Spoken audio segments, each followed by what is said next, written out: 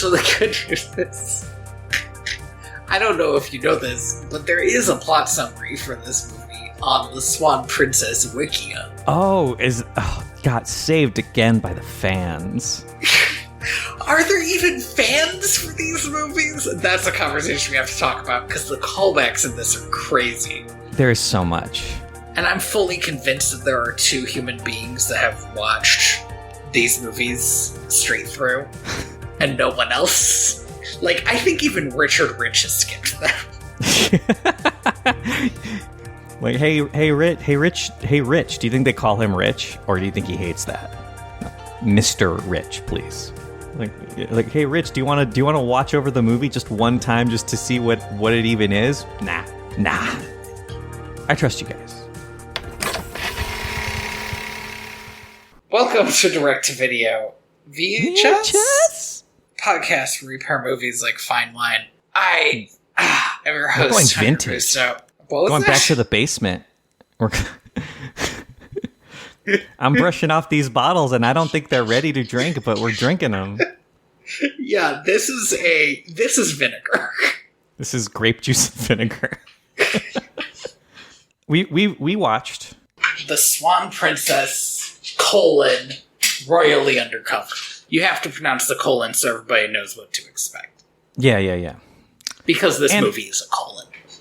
I cannot tell you how weird it was watching this movie for me, because over the past month, I decided that I was going to replay the Spider-Man game on my PlayStation. The PlayStation 4, because I finished Miles Morales up. Like I finished Miles Morales like in January, and I was like, I want to go back and play the original one just to see if it's, if the things that I didn't like about it still hold up, and like, because I remember it being pretty good.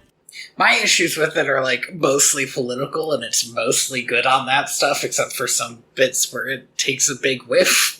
Yeah, here's the thing is when it misses, it strikes out. But like, I feel like the main, like, there was a moment as I was playing that game where I was like, I don't remember the plot of this game very well because it's been a couple of years. If the plot of this game is that a group of Chinese coded villains are releasing a bioweapon virus in New York City, No, there is an important second step there, but also that game did come out like right at the edge of the pandemic. 2018, I think. Was it 2018? Okay, well, yeah. When I was playing it felt extremely prescient. And like there was a lot of stuff, there's that stuff, and there's a lot of police state stuff that felt very 2020. It's one of those things where like it's so tone deaf sometimes, and some of that stuff is like they didn't know. Like if the game gets to a point where it's like no, it's okay. The virus was actually made by a prominent politician in the United States. And I was like, I don't know if this is a solution to the plot problem, but not like that, but it is eventually released by somebody else. Yeah. I do like the Doc Ock stuff in that game. I think it's really good. I don't know, Doc Ock's great. That might legitimately be my favorite version of Doc Ock. And I'm including both movie versions. Yeah. What are the... Oh, yeah. Into Doc the Spider-Verse. But I was really weird playing Spider-Man and then booting up Royally Undercover and then just hearing Spider-Man and Mary Jane just like... just talking to each other and being like, oh yeah. I forget that Laura Bailey is also Mary Jane. This will be the last time she does a Swan Princess movie. I guess by 2017 she was officially getting too big for him. Not Yuri Lowenthal though. He did one of these after he did the Spider-Man game, which feels like a lot. Look, he just really loves him. Derek holds a special place in his heart. So yeah, that was weird. That is weird. I hadn't considered that aspect. It was an odd thing to just every time they spoke. And thankfully they're not in the movie much. No, and it's frankly pretty weird, especially because Odette stays at home for the entirety of the climax for no reason. For no reason. So this is the first movie that I've watched where Mavis actually stuck around for the whole thing. And oh, wow. She made the wrong choice, because I was longing for the Disney fairy movies. Oh, yeah, this hard. is so... Here's the thing, though, is towards the end of the movie, she looks over at me, she's like, so... how long has it been since anyone, since there was like any sort of turning into a swan? Oh my god, like 3 movies, right? And I was like, it's been so long since we've had anybody, not only since the Swan Princess has turned into a swan, but we have a new princess who is our main character, has never turned into a swan. Yes, since the Christmas movie is the answer.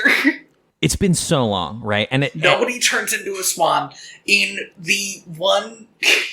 I don't know if you recall, but it felt like they were trying to retcon Odette as always being the Swan Princess in a royal family tale, where she was, where the Swan Princess, quote unquote, was on a prophecy. Somebody needs to turn in, like, I need somebody to turn into a swan before we're getting, like, we've had more movies now, more Swan Princess movies now that have no swans in them than we have had Swan Princess movie with swans in them. And that's 1, 2, absurd. No, that's not true. So far we've had 3 movies without swans and 4 with swans. Oh, have we had 4 with swans? Really? So, in the original 2 sequels, she turned into a swan each time, because that's how you keep it going. And then in the Swan Princess Christmas, it was just the Swan Princess again, but bad. Oh, yeah, that's right. Remember, they just killed Rothbart by singing a Christmas carol, I think? I legitimately couldn't tell you. So, let's get into it, I guess. An Assassin's Creed is... Okay, so I know you just said let's get into this, but I do have to immediately pause. These movies, this movie does this thing like 15 times, where suddenly it is like watching a playthrough of a video game that you don't care about very much. And yes, it kicks it off with an Assassin's Creed. It feels like they're pulling from a lot of bags. Yeah, it does a Skyrim pretty hard a little later, where Elise just goes on a side quest for a while. Yeah. It's a lot. Sorry, Assassin's Creed. The Assassin's Creed is climbing up this dam. And he has... Creed. Yes, Mr. Creed. He has the worm from Star Wars Episode 2, I guess. Or for a more recent or a more ancient reference, he has a hunter seeker from Dune. Like, whatever, pick with your reference, it doesn't matter. He drills a hole into the dam, which is apparently made of most, like, 90% wood and like 10% stone, which is like, if you have... It seems to be damming up a pretty big river. Also, just in general, I would not build... A town? A capital? A town, a kingdom, maybe? Just, like, straight up under a dam. No. That seems wild. You build that shit even when there's a dam, there's usually some water flow. Yeah, right? Like, this dam is completely gunking up the works, which, 1, ecological disaster, but 2, just, they were asking for this to happen. If it wasn't going to happen today, it was going to happen in, like, 20 years. But luckily, it gets to happen, not today, but tomorrow. It's a slow burn of a plan. This plan is so dumb. There are too many steps. No, it's ridiculous. But it's not and yet not the dumbest plan in the movie. It turns out that Derek and the Swan Princess herself, Odette, and a random guy who they brought along, the chef, who I know that I should remember this guy because I'm sure he was somebody in like the Christmas movie, but I just don't care. I mean, who remembers the chef character from the Christmas movie? Right? So they are visiting this kingdom because they're signing an agreement, I guess? Sure. A peace agreement or something? I don't know. Probably. They get real horny for peace. Except not horny because they refuse to have sex. No, they're these two, Derek and Odette have have the chemistry of Spider-Man and Mary Jane. yeah, like a nun and a priest who are just really good friends. Yeah. The nun and a priest that love playing Christian rock and spreading the good word. You gotta imagine they're just basically a Ken doll and a Barbie doll down there. Which is weird because other characters are allowed to be horny. Yeah, or to have some amount of like romantic interest in each other. Yes, but not Odette and Derek. They are the platonic ideal of married people, I guess. Oh my god, yeah. The perfect platonic couple. They're visiting this kingdom for whatever reason. The king's giving a speech, and we are introduced also at this point to Count Antonio. Count Antonio, one, very clearly the villain. Just immediately off the bat, so villain-coded. But two, also the only character who looks at all okay in this animation. He looks... Because he was designed for it, right? Like... That was my thought, but so is Elise, and she still looks like shit. But I thought Bruno designed... It looks good in this animation, but also does not look like he belongs in this movie. He looks like he belongs in he looks like he belongs in a Skyrim. Yes, absolutely. Yeah. But here's Antonio, and he is just like an older, sexy man who is so clearly evil, but it's also, as it goes on, really unclear why he needs to be evil. We know two things about this guy. Evil, Hispanic. That's it. Maybe French. You connect the dots that you want to connect there. Yeah, exactly. Apparently, everybody was just besties with Odette's dad. That's weird. I actually really like the idea that, like, everybody can claim to be besties with Odette's dad because he's dead.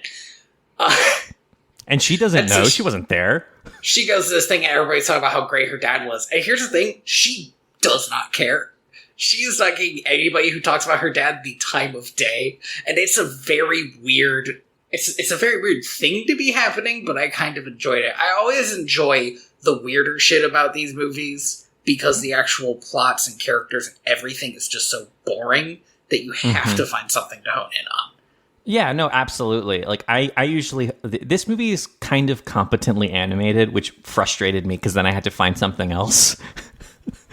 That's usually what I go to, is like, wow, this animation's so bad, but... I was pretty furious when I saw some, like, good 2D animation styles in this bad 3D animation. I was like, what do I even do about this? Ah, man. There's some great 2D art in this movie. At some point in the middle of this speech, Derek notices that there's some water running through the city, and I don't know. Just, like, wanders off toward it. What bothers me is, like, so this has been leaking all day, and nobody noticed, but also there should be a lot less pressure under it. There's no reason for it to suddenly burst now, but then it suddenly bursts, obviously, because it was noticed. As soon as it was noticed, the timed charges went off. We get to watch a kid just completely get owned. This kid just, like... There was a long moment where we didn't see that kid anymore, and I thought he was straight up dead. I was like, whoa... This kid is gone for good. This town also has escape ladders. Remember, sometimes these movies get unnecessarily and strangely dark. Like when Elise's dad exploded. Oh yeah. It's just so that Derek and Odette could have an orphan. We just need one, and thankfully that's some suspicious circumstances. Though I to this day I think that was some framing. They let that man die. Sorry, go on. They have the escape ladders. Yeah, because they knew that this shit would break. And yet everybody seems to get out of it, so I guess the escape ladders work. So that's good infrastructure there, considering your dam just fell apart. Yeah, everybody except this shit-ass kid who has to get saved by Antonio. Who then proceeds to heroically toss him to Derek. He gets swept away by the water. And maybe is dead? No, he's fine. He's fine. In fact, he fucking teleports. And it is not explained how or why that happened. He's suddenly at the top of the ladder, like, above Derek. Well, when you got a mustache like that, you can just go anywhere you want. Apparently. For dramatic effect. Everybody's like, wow, look at these two heroes. God, yeah, everybody gets horny for heroics again because it's the only thing Derek can do. I don't care. And then in the next scene, it looks like Uberta died. Were you very excited that Uberta was dead? Because I was. I was hoping for it, but unfortunately, no. No, fucking Rogers was just patting. He was like, the whole kingdom was gathered, and he was like, "Your queen, Uberta." And I was like, "Ooh, interesting." Wow, they're going there. Yeah, he's just. She's just gonna ask them to give money to this busted ass kingdom, even though she should just give money to the kingdom and tax them. That's how this works. Yeah, this is some shit, right? So they've agreed with Antonio that they're both going to raise funds to and supplies to rebuild this kingdom because God, somebody has to, and we have to put good back into this world or some shit. And the plan is for the people of Umberta's kingdom to donate money and supplies, like random boots they have sitting around, toys for the kids, and it's like no. You buy this shit. You tax these people. You cannot tax these people and also ask them to donate money. Like, what are you, the Democratic Party? Like, come on.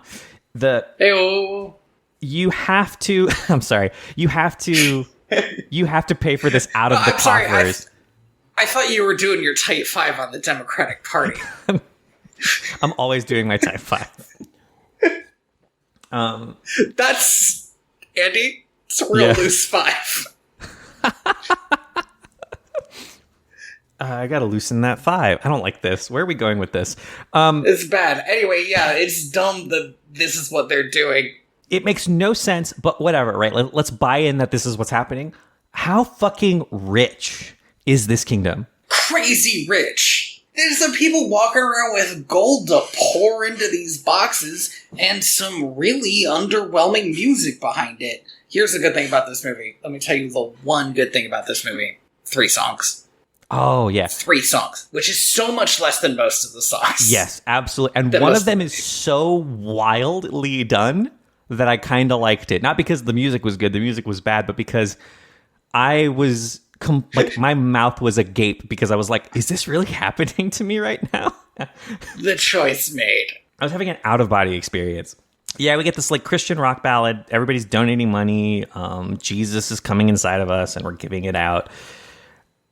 But and then we get the weirdest side plot that this movie could have possibly introduced for no reason, which is that what's this fucking kid's name?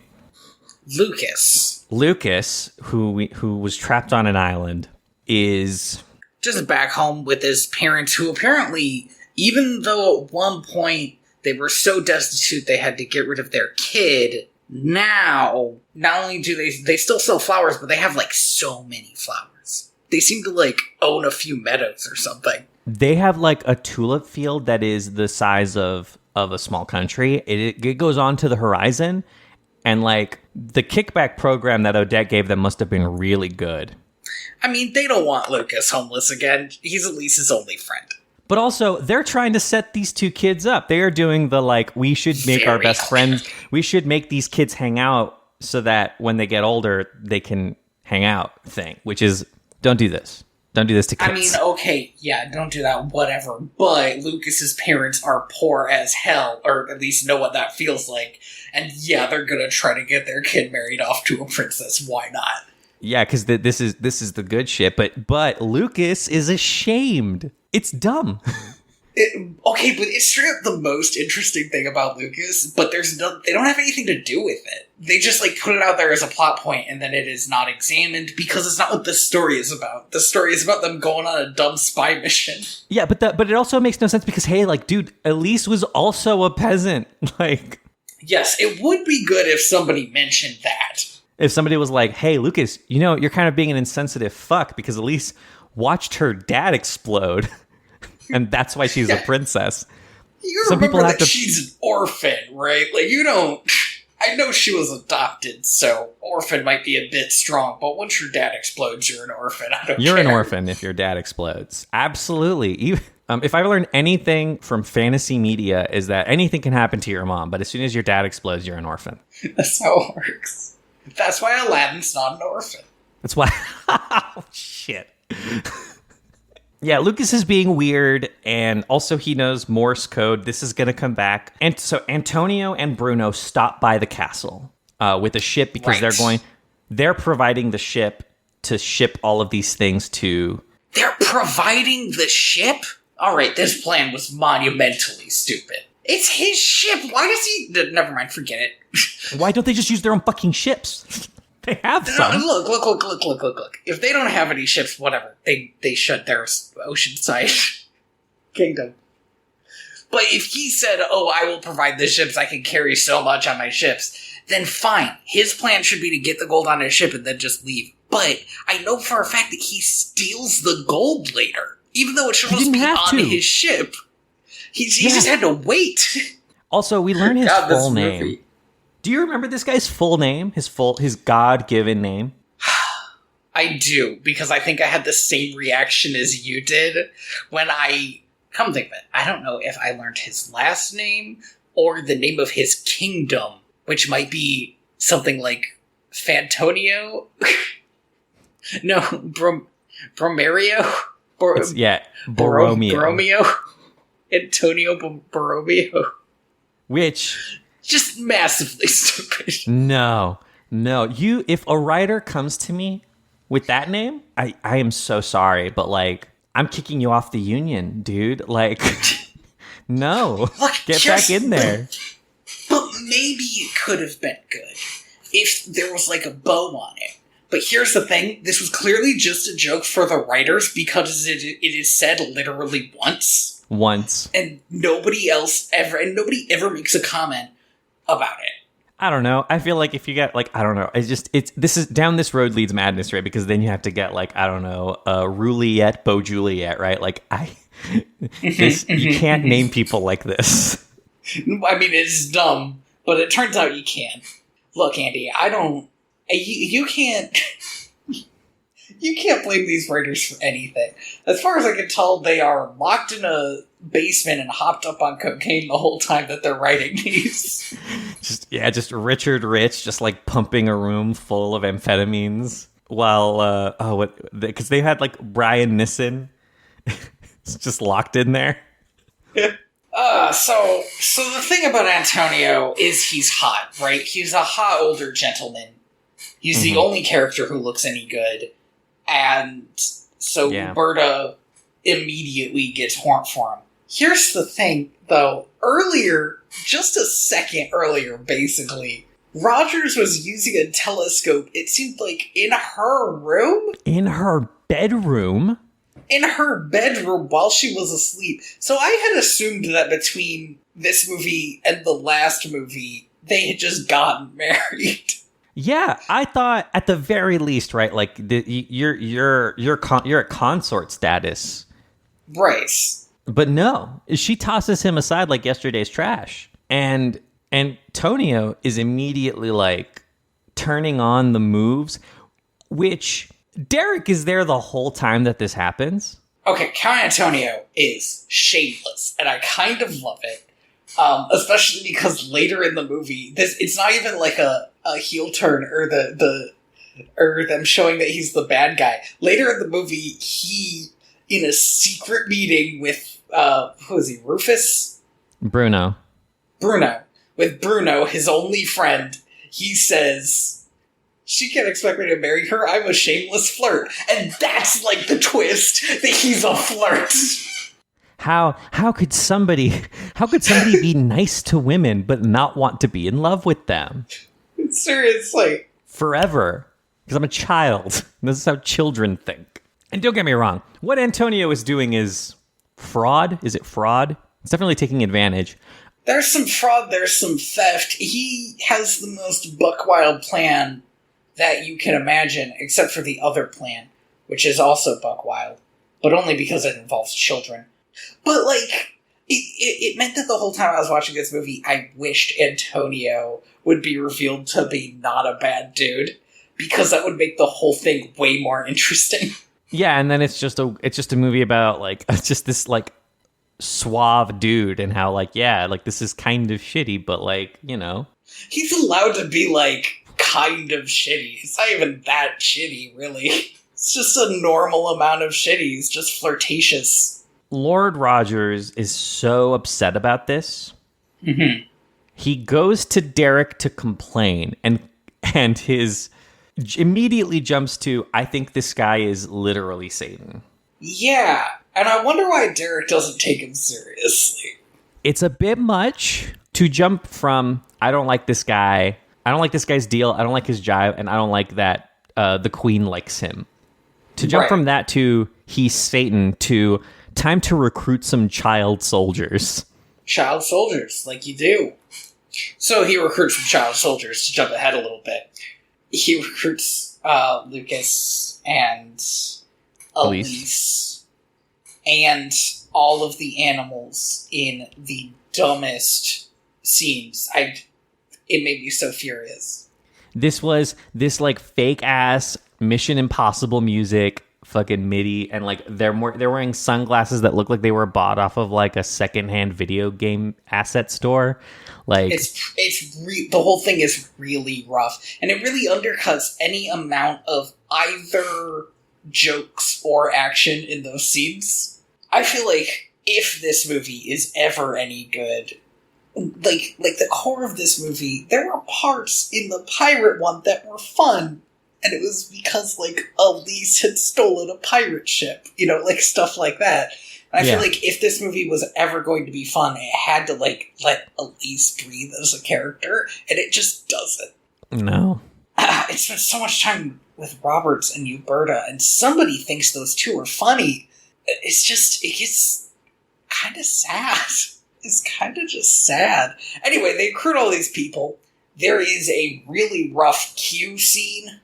Yeah, Lord Roger shows off his bow ties and his necklace, and I think that's it. It just bow ties and necklace. There are like 30,000 bow ties later that we never learn about. There's also like at least one Spider-Man-ass like rope launching thing, which we also don't know about. It's like the people who made this movie did not understand the point of a Q scene. Yeah, because he doesn't introduce those. They just get to have them. You have to tell me the weapons. You can't just say, oh, there's the fan one and the smoke pellet one. You gotta give me all of them. You can't just... Alright, it doesn't matter. I don't even know where to be. So Roger's plan is that they are going to try and prevent Antonio and Umberta's relationship from developing any further, while at the same time, Elise and Lucas trick their way into the kingdom of, because I just genuinely don't remember what the fuck it's called, Borromeo. Yes, which they refer to as Antonio's kingdom, which since he's not the actual king there, and they already gave a joke name to it, feels very weird, but whatever. Whatever?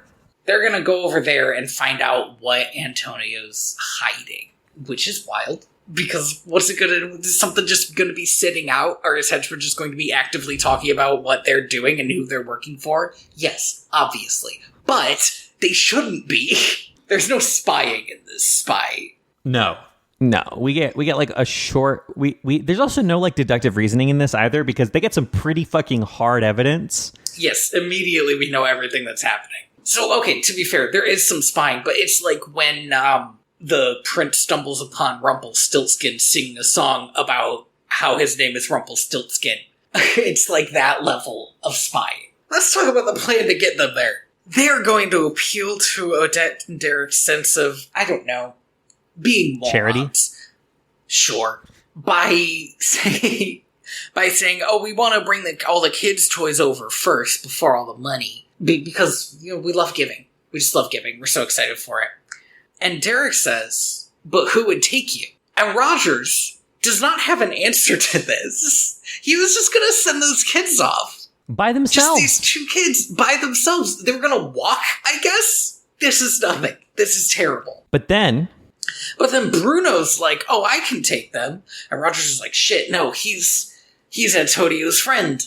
But no, it's too late. He can't backtrack this. It is wild to me that was never part of the plan, but okay. There was no plan for either like getting away from Bruno or for trying to get somebody else to take them or anything. I thought Rogers was going to volunteer. But no, he has to stay home and spy on the queen for no reason. Yeah, with his, like, perverted vent shafts that he invented solely for the purpose of peeking. Because he knew one day he would meet a talking frog who he could stick in the vent shafts. He invented vent shafts. He invents a lot of things. I think at one point they made Rogers a tinkerer, and then they just made it so that he could have literally anything. Like, in the next movie, there might be a car. I wouldn't be too surprised. There was a point in this movie where I thought they had a plane, and I was like, oh no, it's a submarine. Okay, thank God. Because if this was a plane... A submarine is still kind of a stretch. The idea of a submarine has been around long enough in history that I'd be like, you know what? Fine, you can have a submarine. I thought it was going to be a blimp. I mean, they do have a blimp, sort of. The kids try to trick Bruno into taking them to Borromeo, and he's like, nah, it's dumb. It's stupid. No, that's dumb. We're not doing that, obviously. I don't know why you just said that stupid thing to me. Anyway, let's go to wherever the other place was. Yeah, we're going to go to the other place instead. But, oh, give me a second. It's nighttime. I'm just going to pull over to the side of the road and fall asleep sitting up. Over to the side of the road, sleeps sitting out, and then appears to be surprised that he had fallen asleep and that the kids are gone. They left a note because they're actually really bad at this. So he sends hunting dogs after them. Mm-hmm. And is like, don't hurt the kids. Like, yeah, these hunting dogs aren't going to hurt the kids. But don't worry, these kids outsmart these hunting dogs. They do a switcheroo on them. Yeah, they seem to hang the hunting dogs from a tree, which is pretty brutal if you think about it for any amount of time. Now, these are some pretty big dogs. Also, how do they hang them from the tree? I know, they show me how they hang them from the tree. But I don't think the physics works. Yeah, they fish them up with like with bacon, like they're fucking cod, but then pull them into the branch somehow. I don't know. Also, the thing that appears to be the thing they are hooked by are their own closed jaws. It's not like they tied their jaws together or something. Like, they did not need to go all the way up that tree. These dogs are smarter, right, than the dog that, like, tried to take the bone from its own reflection, but still incredibly stupid. Like, they're not going to let go of that bacon. Bruno immediately tells Antonio that he fucked up, he lost the kids, and Antonio slaps him. And he's like, those kids are going to find out everything. And if your international espionage plan is that easy to find out, it's a bad plan. These children are going to discover your plan? Why don't you just send a bird to your kingdom and be like, hey, when you see these kids, just like grab them and send them home? At this point in the movie, I was convinced that Bruno was going to have a heel face turn. No, but he doesn't. He doesn't, and that's wild to me because, like, I don't know, if I'm this guy's best friend and he slaps me in the face with his robot hand. Oh, he has a robot hand, by the way. Does he? I didn't even notice. God, this movie's boring. I don't think he has a robot. He has like two of his fingers are robotic. They never. I don't know. It's just there. I don't think it's ever talked about. No, it's just there so that you know that he is the assassin from the beginning of the movie, who also has two robot fingers.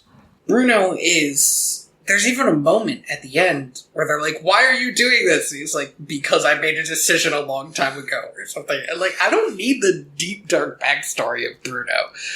You're not going to get me anything by saying, oh, he's mysterious. Yeah, like, I know I'm never going to see this character again. Why do any of this? But he gets Hitman 3 murdered, so I guess it's fine. That is so funny because I was watching this with Jamie and she also said it reminded her of Hitman 3. Did she also point out how much like the guy from Hitman this like Marquis looked? You know, I don't think she did. I was trying to figure out who that reminded me of, and I think it might just be the guy from Hitman. I just kept thinking, like, this is a video game character. Like, he looks like a video game model more than anybody else. You know what else he kind of looked like? He looks like Agent 47. He looks like Agent 47. Clothes, and it's just like he's gotta assassinate the king later. Right, exactly. I was like, damn, this guy looks more evil than Antonio. Mm-hmm. So, oh god. So the kids get to the kingdom of Borromeo. They trick the dockmaster into... trick is a strong word. They go, hey, come look at this illegal ship that's not here. And he And goes and Tucker's looks. like, an illegal ship, and there's no ship. So he's like, well, okay, I'm turning around and not listening to this dumbass kid. But thankfully, Elise is able to look at the logs enough to be like, no, he hasn't sent any ships to this other kingdom, whose name escapes me. In the past, like ever, he just hasn't sent probably. ships. Sure, he just hasn't sent them. Who cares? Yeah, and to me, right, if I'm there, it's like, cool, he's a liar. Nothing he says or anybody says about him can be trusted. But they're not done spying yet. They go to talk to the king, and Elise asks him if he trusts Antonio, which is. It's one of those things where it's just like, she's not asking him, hey, do you know about any of this charity shit? Right? I guess that's true. She doesn't even ask, like, hey, I didn't see any ships going to the place where we know the ships are supposed to go. Is anything up with that? Is there, like, another log I should be looking into or something? She says literally, do you trust Antonio? And the king, who, as it turns out later, is playing the long game... Oh, this king is playing such a long game. Says yeah, which honestly really endangers these children. So maybe he should have thought about that response a little bit, or like had a private moment with Elise or something. He doesn't even try. He's like, I know that's Agent 47 standing behind me the whole time, so I'm not going to say anything to set him off. Yeah, I don't want to accidentally activate him with his code phrase. But before they leave, he asks them to please, hey, by the way, I need you to look for my cat. He's gone missing. Just to roll back a little bit. Yes. Bird. Puffin, thank you. Puffin. It's literally his name. It's a very bad name. The longer we get into these movies, the more I dislike the name. Puffin has been sent to go scope out the kingdom, and he has found... Which is weird because why send Puffin to scope out the kingdom if you're also sending the kids? In fact, why not just send Puffin, a literal bird, who will not be, like, seen as a threat? Yeah, he's just a bird. Yeah, he manhandles number 9 like a piece of garbage. The fucking cop. Oh, man, he fucking hog-ties number 9? It's miserable. Number 9, the valiant return of number 9, is also very underwhelming. I think it's amazing. Number 9 gets nothing to do in this movie. He doesn't even get, like, a character that he can, like, bounce off of, which was what made him good in the other movie, right? He was, like, the only shining light in a miserable movie, because while everybody else was just doing Swan Princess again, he was like, hey, fuck everything. I'm tied to this ghost. No, number 9 is aware of their place in life now. I have one life left. I'm going to spend it in the lap of luxury, thank you. Good for him. And the king has this massive portrait. It is the most amazing thing I have ever seen. It is the best art I've seen in any of these movies, is this portrait of number 9 in this, like, Caesarian costume. It's good. It's good. Number 9 had a lot of fun posing for that. I want the raw file, right? I want the raw digital painting the artists for this movie you made. So I could print it out and hang it up on my wall. To scale. But also, number 9 looks terrible in this movie. Yeah, so I can't remember if he looked terrible in the other movie. The other movie, everything looked terrible. But yeah. Here's the thing, he still looks like a street cat. Like, he's not getting enough food or anybody to brush him or anything. But he's living in a castle. He should be getting food and a brush. Oh, yeah. He should have had a little tum. A little tum? A little fat tum. You know? Oh, a little tum, sure. Like cats get their little guts. Yeah. Because they have like extra skin there or something.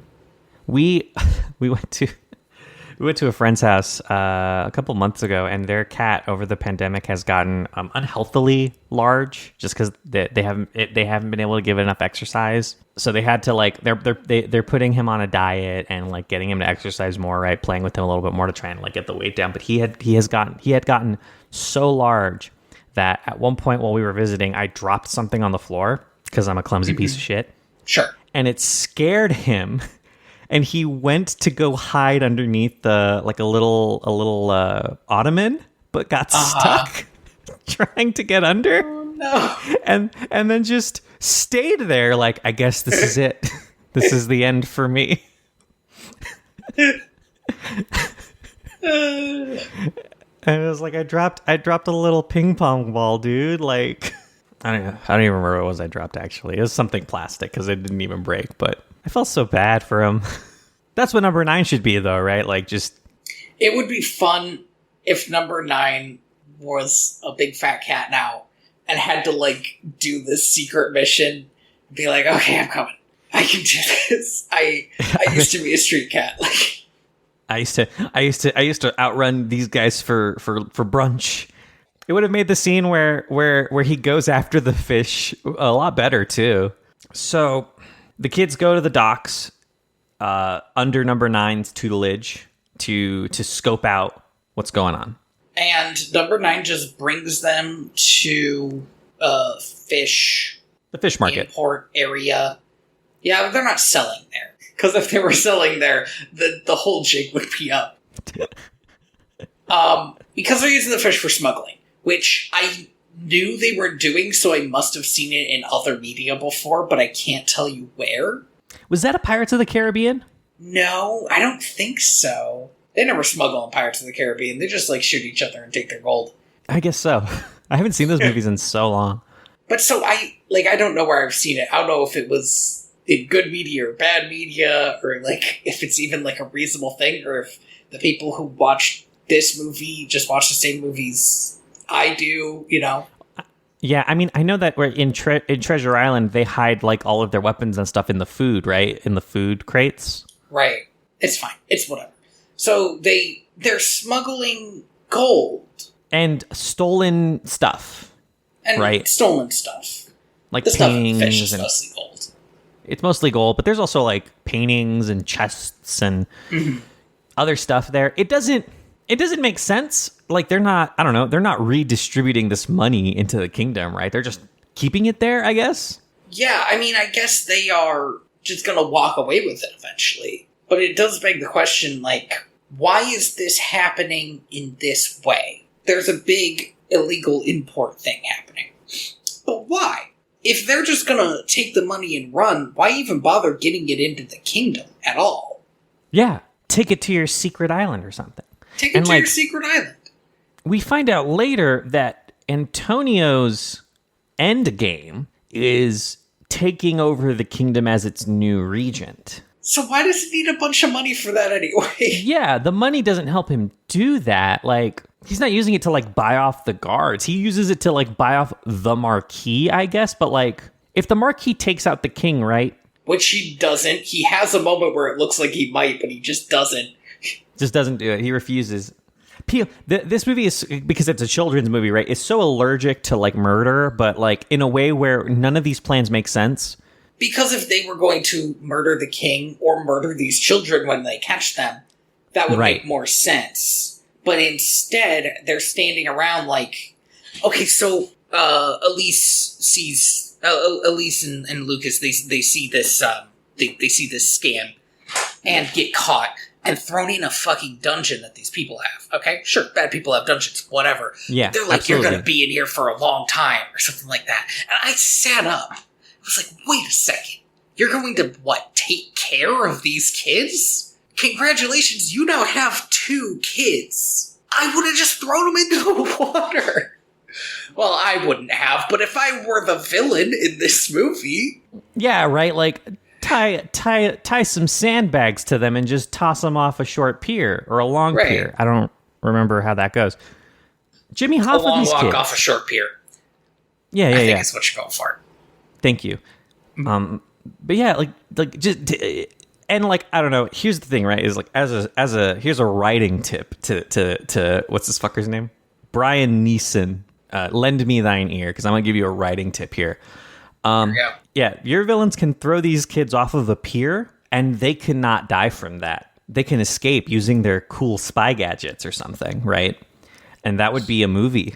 That would almost be a movie. I am 99% sure that happens in one of the recent James Bond movies. Isn't that why he was naked and sexy for that one bit? Not naked, but he's in like a Speedo. Am I remembering right? I have not seen a James Bond movie outside of Skyfall. Oh, sorry. And I've seen all the Austin Powers movies, but... Okay. I'm not proud of that. bold stances here on but it's Direct to true. Video. So We believe that the Austin Power movies are James Bond movies. I have seen 3 times more Austin Powers movies than James Bond movies. Anyway, what were we talking about? So these kids are trapped in a fucking dungeon. The Marquis reveals himself to be evil, feeds some bread to rats, in a scene that is honestly a little too dark for this movie. The movie has such a hard time with it because the Marquis didn't even need to come here and gloat. So, like, what are we doing? It doesn't make sense, but like, yeah, he comes here and he gloats, and then he also yells at some dudes like to finish making his submarine faster because Antonio's gonna be coming back in a few days or something. The kids escape using a skeleton key. Except, no, this is important. They use a dumb clockwork piece of shit music box thing because Rogers made it, and we, of course, never learned about it. And I don't know, man, I'm just mad. No, I get you, because here's the thing, right, is Lucas puts it into his lock, and it unlocks it, right? It does a do-do-do-do-do-do-do-do-do-do-do-do. It's unlocked, cool. He then takes it out, puts it in Elisa's lock, and then just turns it, and it unlocks. Yeah, well, they couldn't do that whole thing again. I get that. Then don't do it at all. In a better world, Andy. If you're not going to commit to the bit, and I need to see it twice. If you're going to do this to me, because then it tells me that Roger made this stupid clockwork skeleton key and gave it a mode where it makes the most noise. Like, oh, and this is the get captured mode, by the way. Don't put it on that mode if you're using it. And a mode where it makes no noise. You want to use it on the no noise mode. Yeah, if you want to like really betray somebody, give it to them and then put it on the noise mode. But other than that, only use it on no noise mode. I can't believe I have to explain this to your children. To your kids, but your children, so I never know with you. Now, if you'll excuse me, I need to go cross-dress as the queen for the next step in my ridiculous plan. Which comes very close to working. They escape, but then they don't escape because they're being chased around the city, right? They escape, but it's a messy escape. Like, they have to use all their tools. They have to use their different weapons to, like, blast everybody. It gets really tedious really quickly. They go through pretty much every single spy tool that they were given in one scene, which this is some bad GMing. You got to spread this stuff out. Yeah. So now they're outside, and I don't know, number 9 and Puffin are trying to help them make a cleaner getaway, and they keep running around. You're right. They have to just do a bunch of other like dodging. This is when it feels like a poorly made stealth game for a while. A little bit. It also kind of feels like, remember the like 60s Scooby-Doo when like they would just be running around a hallway in ways that didn't make sense? Oh, sure. I mean, every Scooby-Doo since then has at least played with that idea. It kind of does that, but not on purpose. It's just the framing of the shots is so bad. I kept losing track of where they were. If this movie would just go to a little bit of trouble to be fun, that would be just wonderful. This lasts so long. This movie is 70 minutes. Oof. By the way, I want to let the audience know at this point, this movie is 70 minutes. We have almost been talking about this movie for as long as it's running, but those 70 minutes feel... You feel it. You feel like an eternity. Minute. This movie is paced like 2021. Sorry, I get so tired with this movie. So what are they doing now? Are we with Rogers? What happened? I don't even give a shit about what Roger is doing. Just know that the entire time that the kids are doing their dumb shit, Roger is also trying to not let Umberta and Antonio fall in love. Right. So the kids go to the king, where Elise proceeds to do an even wilder bait and switch than before. Yes. So here's the thing. We neglected to mention, because it's frankly a wild plot point anyway. Elise recognizes her grandfather's sword, Odette's dad's sword, on Agent 47. And so she's like, well, I'm not leaving without my sword. That's where there was all the sneaking, because they weren't trying to leave, they were trying to get the sword. They were trying to get back to the thing to the castle so they could get the sword. Anyway, it's really dumb. She puts all of her friends in danger. For the sword of a guy that not only did she not know, she's not even related to. Not even related to. Who cares? But she sure does it. She asks the king for the sword back and then also asks him to give them a tour of where the fish are sorted. And at this point, the Marquis is like, we gotta set this plan into drive. We've been in park for a little too long. The great thing about it is the Marquis is right there the whole time. And she's not being subtle. She's like, I am outplaying you. This is me outplaying you. And so this guy's like, well, I guess we gotta fucking go. We have to do it now. Yeah, these kids have pushed our plan to the limits. I was half expecting him to like pull out a gun, but no, he loses the kids. Because you still thought he was Agent 47. Yeah, I was you were expecting like, he's going to to pull out his silenced pistol now and just cut his losses. and then run to the end of the level. Yeah, he has to get on the submarine so that he can exit the level. That's how it works. So that he can exit the level. But so he loses the kids, but he does get the king at Dagger Point and escorts him off the premises. The kids end up in the sewers where they use Elise's grandfather's sword to reflect the light of the moon into a mirror to Morse code a kingdom that is hundreds, if not thousands of miles away. Yep. Honestly, as far as like unscientific stuff goes, this is like the least unscientific thing that happens. This to me is up there with that one scene in Totally Spies where they reflect a laser between two hand mirrors. The moon is not that bright, and if it was, it would be burning a hole through the mantle. Here's the thing, is I have never seen an episode of Totally Spies, but for some reason I know the scene you're talking about. I don't know why that would be, but they could catch it in the mirror, basically. Like, reflecting it means that they have the laser now. Yeah, they've caught it like a fly. Oh my goodness. What a hilarious move. I watched the shit out of that show as a kid. I don't know why. I think that what it was is that it was on after Winx Club, but before Yu-Gi-Oh! So I was like, I guess I'm watching this because I don't want my sister to take the TV back. But I ended up really liking it. You can't not be sitting in front of the TV. Yeah, if I give up that time, it's gonna be like a Mary Kate movie for the rest of the day.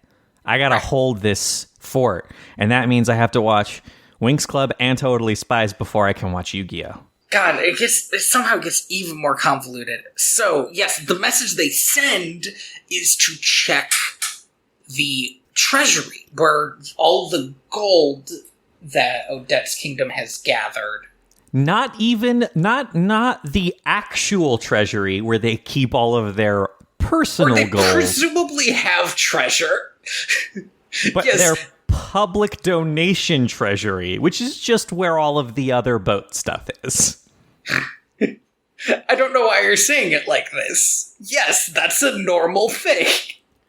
But here's the thing, it turns out that the treasury has been robbed, which is such a revealing of your hand for no reason.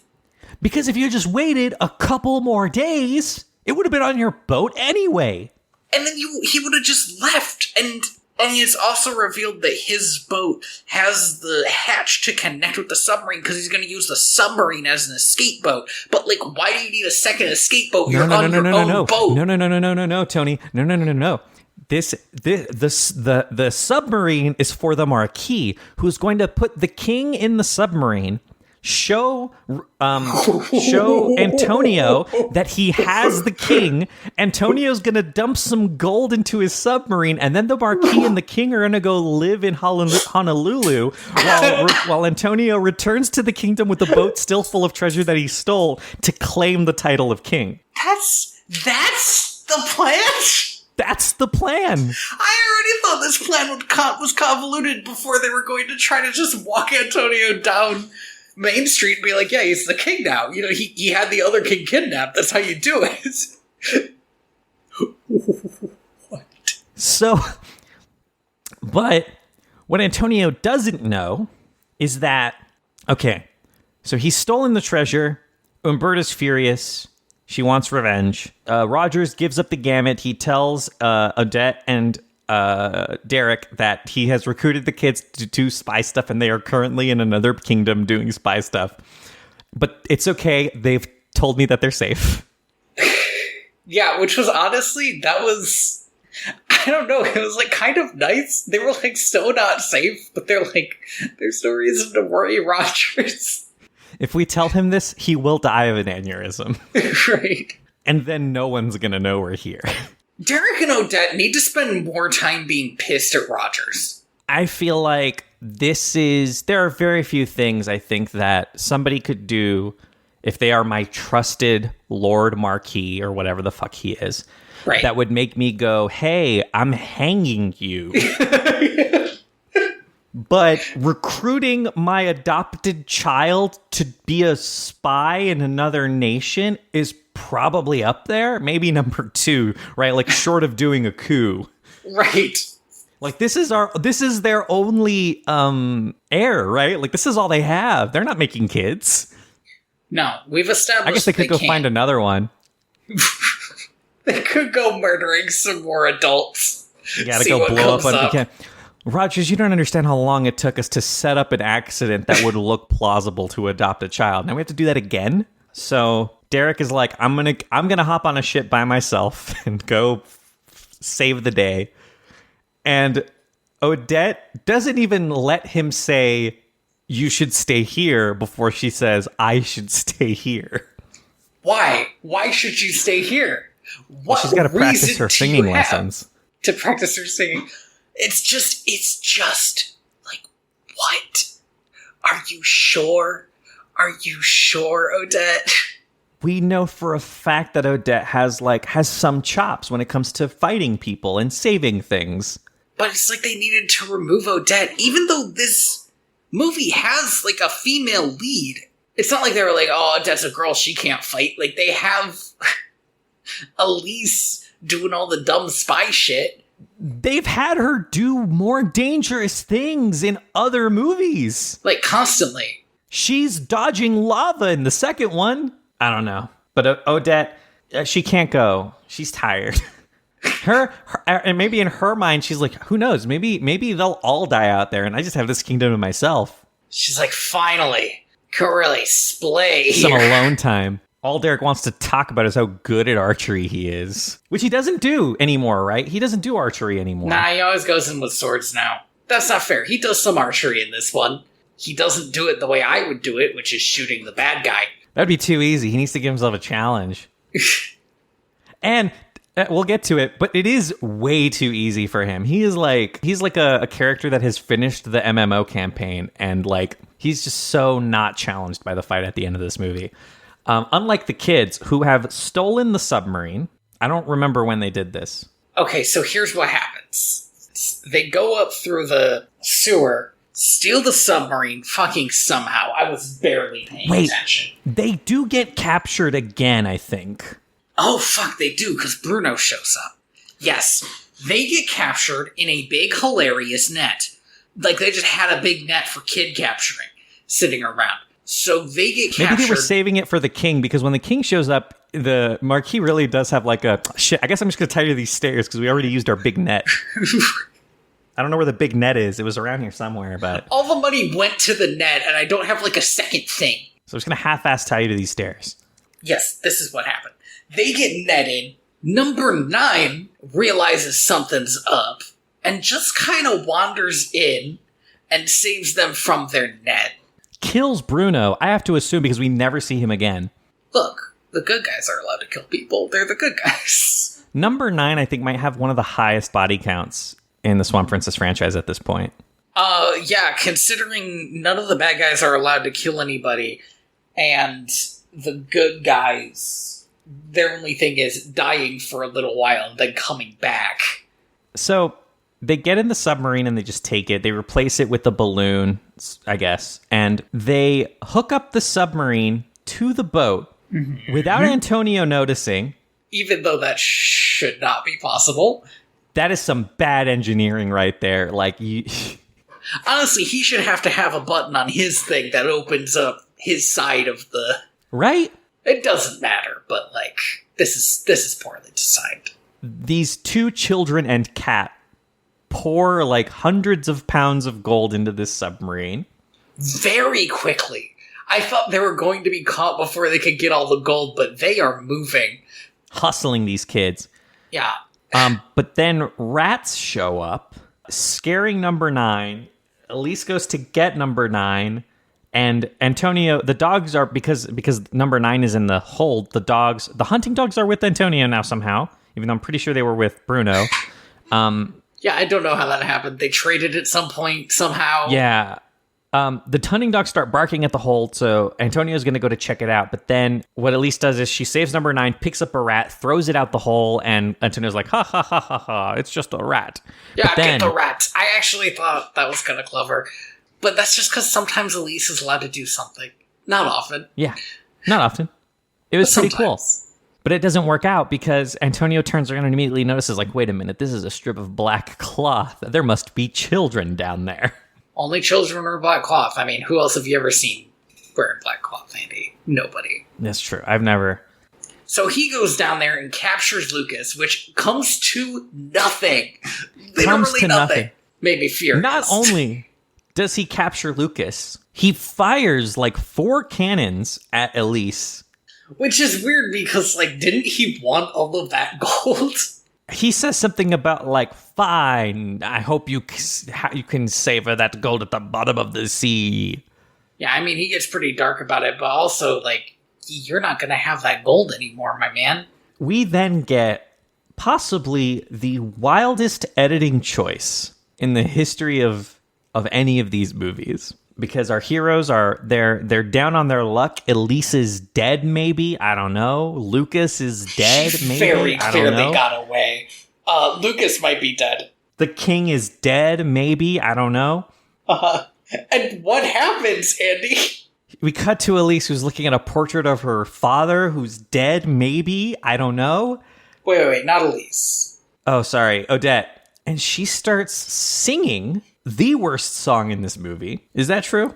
I mean... Maybe. It's a 3-way tie, Andy. I don't know what you want me to say. And the movie decides that that her singing this song is going to be the leitmotif of the next scene, which is Antonio gloating about his victory, Derek showing up and being like, no, and then they fight in slow motion. And the entire time, Odette is just singing her heart out about how all you want is peace, but sometimes you can't get it or something.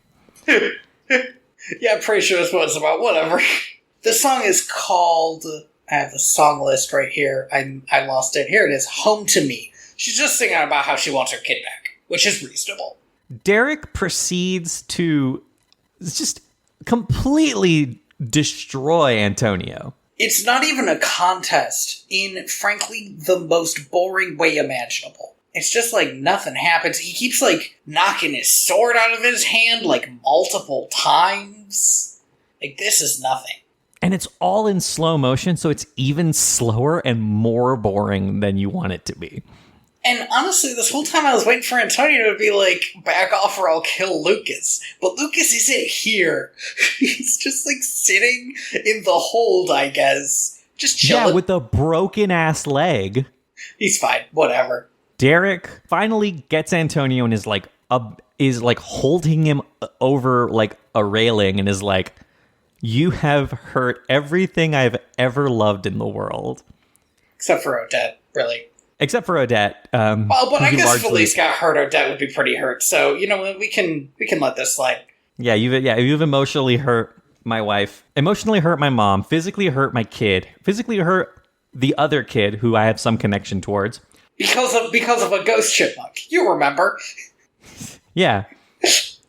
Also figures out at this point that he did the dam, and so hurt all those people, who I guess really he also didn't need loved. that spelled out, but... No, but Derek's got a big heart. It's so full of love for all of these people, and he doesn't fucking kill this guy. No, nobody is allowed to either kill or die in these movies anymore, and it's exhausting. It is like emotionally exhausting because nothing happens. You watch an entire movie where nothing happens. Umberta's there. I don't remember. No reason for her to be there. She's just there. Well, she was there because she wanted personally to get revenge. You gotta let her have those character quirks. Yeah, she forces Antonio at death point, forces Antonio to ask for her hand in marriage. Mm-hmm, mm-hmm. So that she can save face and be like, I would never marry you. Yeah, honestly, I see what they're going for, but the whole time in this movie, Uberta has come off as so desperate and pathetic that this does not help that even a little. No. Like, she's still exactly as desperate and pathetic. Just in the opposite direction. Right. Derek lets Antonio go. Antonio goes to just knife him in the back. I think I might have fallen asleep a little bit here because I don't remember how they get out of that one. Oh, you know what? It's Elise. She shows up somehow, even though she was on a submarine. She is now in the rigging of this ship, and she swings down and kicks Antonio into the like side boat, the like long boat. A lifeboat. Yeah, and he rows away like he is Long John Silver, which he hasn't earned. and everyone's like, well, I guess that's the end of our story. Cut to the Marquis, who has kidnapped the king. Right. He goes to the submarine and pulls the tarp off of it, and oh no, the submarine's gone. It's a balloon. How can this be, he says. And he turns around, and the king is there, and he's like, well, Marquis, it looks like you've fallen into my trap. You see, Marquis, I've only been pretending to believe your lies and Antonio's lies for the past who knows how long. I've actually been waiting for you guys to fuck up so immensely, so thoroughly, so completely at the hands of two children that I did not know existed, that I could arrest you and the people wouldn't get mad at me. Honestly, that's very dumb, but it is also the only explanation ever given for anything in this movie that I'm like, yeah, okay. Because I kind of get, like, it's like catching Al Capone on something real. Like, too many people like Al Capone for you to just you can't arrest him for all of his crimes. But yeah, it's dumb. It's such a gambit. It's such a gambit that, like this Gandalf-looking motherfucker has been planned, like, I don't know, at what point, right? Where was the end game for this, right? Like, there's no way he could have known. Yeah, he was just waiting for him to slip up? For how long? How many other kingdoms have been flooded by this guy? Like, right, and then how many other kingdoms are now destitute because they tried to help the flooding people, which is a real plan that somebody could have, don't at me. And multiple times. We're at the end of the movie. Lucas, his leg's broken, but he's somehow gotten over his shame at being a lowly peasant and decides he's going to hang out with Elise tomorrow. Because his leg is mostly better. I guess because he's such a good spy now? It's really unclear. Roger is, like, excited that these two kids are finally hitting it off and accidentally agrees to marry Umberta in the process. It doesn't matter. Yeah, who cares? So finally, this plot thread that these movies have been stringing along for fucking 7 movies has been fulfilled. Yeah, you know what? That was really what was keeping me hooked, Andy. Now they'll have to, I don't know, go to China, I think. Oh, that's like 2 movies away, my guy. I know, it's just so silly. That's where we're going to end up somehow in the next 2 movies. Lucas shows up at the castle with his broken leg because this movie's not over yet, and Elise throws him a surprise party where Derek reveals that he is now Prince, because it's that easy. I mean, arguably it's that easy when you are a king. I guess Derek's not even a king, actually, come to think of it. But yeah, I mean, look, there's probably a paper to sign. Honorary Prince? Did he just adopt this other kid? You know he has parents, Derek. Derek, stop. You can't just... Yeah, Derek, you can't... Oh no, there's a fire at the tulip fields, Lucas, and you can't do anything about it. Derek, no! Trapped here in this castle. With us, your new mom and dad. With our empty eyes and poreless skin. Okay, but it's not like Derek's parents have visible or it's not like Lucas's parents have visible flaws. And that's the end of the movie. We did it. Sorry, I just forgot that in this movie nobody has teeth, and it creeps you out if you start to notice it. I'm pretty sure that Antonio has teeth. But Odette sure doesn't. Plopped in her dentures. Oh God, dude! I am looking at at some of these screenshots on IMDb, and they do have teeth. Just tiny little gravestones of teeth, and it is actually, looking at it, worse. That excellent. These teeth are so detailed for their mouths. It's ridiculous. Anyway, it's a bad movie. How many swans were princessed and princesses were swanned in this movie? None. No. What about... Oh, wait, no. That didn't happen. No. We are so far off the map at this point. Swans do not get princessed anymore. Princesses do not get swanned. It's over. We're done with that part. I have never seen a franchise so disrespected by its own owner. It's so just like disgustingly like even the Land Before Time sequels have more dignity than this. Can you believe that? Look, some of those sequels are probably good. None of these sequels have been anything. It's not even that they're bad, it's that they're nothing. They're empty, right? Like, the best ones are just doing the first movie again. And those were the first 3. And I'll tell you, just because they're the best ones, that doesn't automatically make them good. No. It's bananas to me because, like, this is Richard Rich's baby. He's been directing these since the first one. And he's just, like, there's no sense of, like, any amount of care at all. It's thrown away, right? Like other franchises, let's say. Let's go back to Land Before Time, actually. Mm-hmm. You can tell when it's handed off, you know? Right. There's a moment where you're like, okay, nobody cares about this project anymore. Yeah, like once you get to like movie 5 is the height, but I honestly want to say movie 3 is when it really is like, you know what? We're just doing this to sell VHS tapes to kids, toys to kids, whatever. There's no belief in the art of the thing anymore. This is just money. We do not love this movie. Yeah. But like, I don't know. It's baffling to me, right? Like this is the guy who did Swan Princess, and he did this one too. He sure did.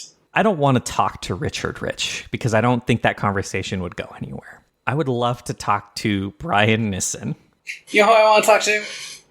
I want to talk to good old, what's his name? Yuri Lowenthal? You know what? You're right. Talk to Brian Nissen. I can talk to Yuri later. We can get an idea of what all the Dereks think of this. Oh my god, Brian Nissen voiced Derek in the 3rd movie? What the fuck? Yep, he did. Holy shit, my god. You know, we talk about how bad this movie is, but really, we keep on finding new stuff about it. I'm just so baffled by this. And, like, we're not done. This motherfucker goes on to direct 3 more movies. Yes, it does. Including one released in 2021. Are you shitting me, really? Oh, God, really? No, that soon? I thought it was 2020. You know what? This was... I just found it on... I lost it again. I had it on this wiki article, but there was actually nothing filled in on it. So it might be that it was never released. So I actually wouldn't worry about that one too much. There's like a fear in my heart, right? That like, I'm going to look at this Wikipedia page, right? And there's going to be another one. What a bad franchise. And can you believe the next one we're watching is called A Royal Mystery? Can you believe that some asshole made us watch these movies? Pray. I don't normally ask this of you listeners, but if you're out there, pray for our souls. We do these in pairs. We're going to watch at least one more, and then after that, we might just have to take another year-long break. Not from the podcast, just from watching movies. I had a stress dream about watching this. Did I tell you that? No. I was like, there was like a moment where I was just like, oh God, I have to watch this. And then I woke up.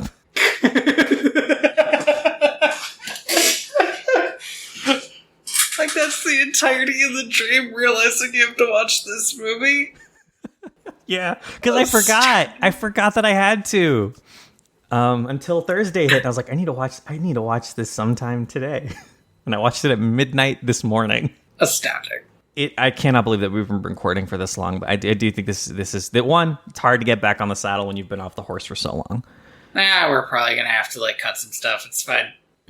We didn't go as off tangent as we normally do this time, though. No, but we'll probably just cut some ums or whatever, tighten it up a little. Lots of just long 10-second silences as we have to realize the next words that we're about to say. If you enjoyed this, you can go to direct2.video where we have more episodes. You can go through the whole Swan Princess franchise with us. The first one was good. That's the great thing about these movies, really, is that there was one good one, and then never again. I have not seen Anastasia. At some point that is going to change, but like, I feel like there are some people out there where Swan Princess is like that for them. It's that not Disney princess movie that they just loved. That movie still holds up a little bit. It's a fun time. It's weird. It's got like a lot of weirdness to it, but it's nice. But at least Anastasia is kind of still like it's no one's touching that. No one's touching that movie ever again.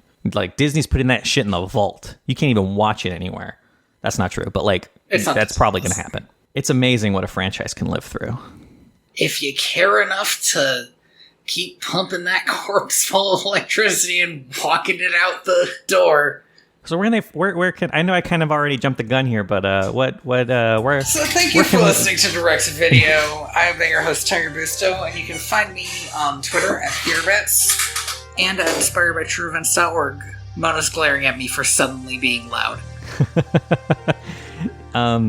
Yeah, and you can find me on Twitter at royalty_valens. You can also find my other podcast at timehonoredpictures.com.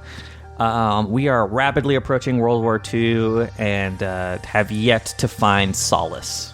You know, our next episode is going as of this recording, I believe our next episode is going to be a movie called The Awful Truth. And if you'll believe it, it's the awful truth is that's how good the movie is. So keep your ears out for that. And thank you for listening to this episode of Direct to Video. And thank you to Lee Rosevere for Planet E off the soundtrack Trappist 1.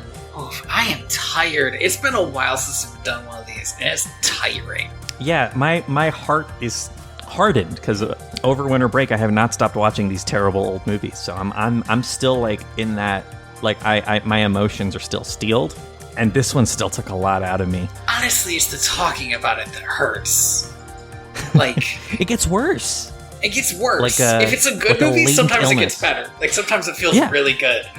But this was a slog. I'm not even convinced I said anything this episode.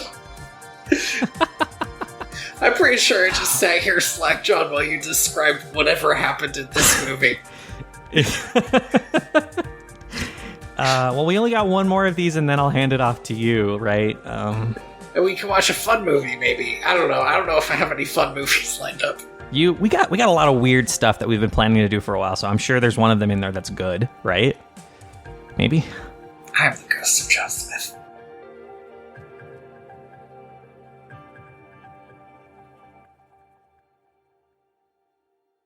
You'll be happy to know that we are still taking care of Mavis's aunt's cats. They are still living with us. Mm-hmm. At some point, the determination of whether or not they are our cats is going to need to be made, but I don't want to think about that right now. Her aunt came to visit like back in December, and the cats were like, "We don't know who you are. You're a stranger to us." like, oh no, that's not good. This is a troubling development.